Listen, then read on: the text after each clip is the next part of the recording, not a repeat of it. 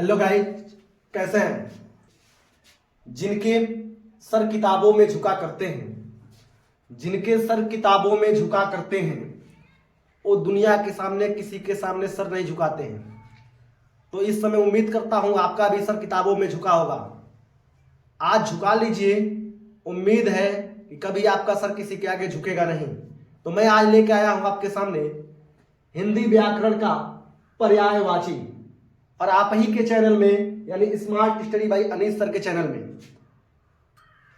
तो आज मैं पर्यायवाची पढ़ाऊंगा और पर्यायवाची, इससे पहले मैं आपको समास पढ़ा चुका था और प्रत्यय और उपसर्ग पढ़ा चुका था। तो आज मैं लेके आया हूं आपके सामने पर्यायवाची, और उम्मीद है कि हर बार पर्यायवाची में इन्हीं 25-30 ठो में से जरूर पूछता है, और ये आपको दिलाएगा कितना नंबर? 2 नंबर।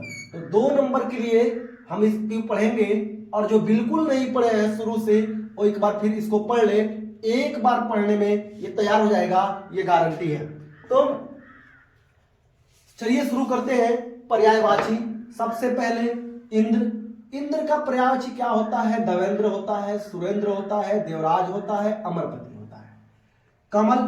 कमल आपके पेपर में कई बार पूछ चुका है। तो कमल का पंकज, जलज, अंबुज, सरोज। कपड़ा, वस्त्र, पट, चीर, अंबर, ये आपको पेपर में इंपॉर्टेंट है कमल का। उसके बाद से गंगा का। गंगा का भी कई बार पूछ चुका है। भागीरथी, देवनदी, सूरसरी, मंदाकिनी। चांद का चंद्र, चंद्रमा, मयंक, विधु। दिवस का दिन, वार, वासन, वासर। नदी का भी कई बार पूछ चुका है, पेपर की दृष्टि से ये इंपॉर्टेंट है नदी। सरिता, नद, तरंगड़ी, तटनी। हाथी का गज, दंती, हस्ती। वन का जंगल, कानन, विपिन। पृथ्वी का धरती, भूमि, वसुधरा, वसुंधरा। तो ऐसे देखेंगे फिर हम। बादल का मेघ होता है बच्चों, जलद, अंबुज, आसमान। पक्षी का खग, नभचर, पतंग, अंडज। जल का नीर, वारी, अंबुज, तोय, सलील, पानी। समुद्र का रत्नाकर, नदीस, निर्धि, तोयधी।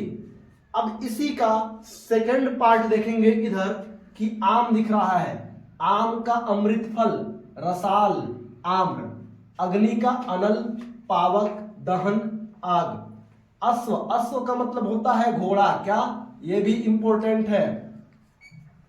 अश्व घोड़ा है, वाजी, तुरंग। आकाश का भी पेपर में पूछ चुका है। अंबर, गगन, नभ, आसमान। आंख का क्या? नयन, लोचन, चक्षु, नेत्र। रात का रजनी, निशा, विभावरी, रैना।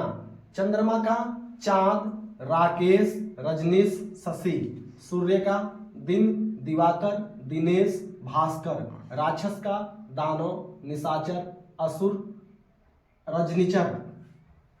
माता का माँ, जननी, जन्मदात्री, मातृ। और गौ का गाय, धेनु, सुरभि, माहेई। तो उम्मीद करता हूं आपको समझ में आया होगा। और इसके बाद आपको हिंदी का कौन सा चैप्टर पढ़ना है, आप कमेंट बॉक्स में बताएं। मैं अगले नेक्स्ट वीडियो में मैं हिंदी का वो चैप्टर लेके आऊंगा।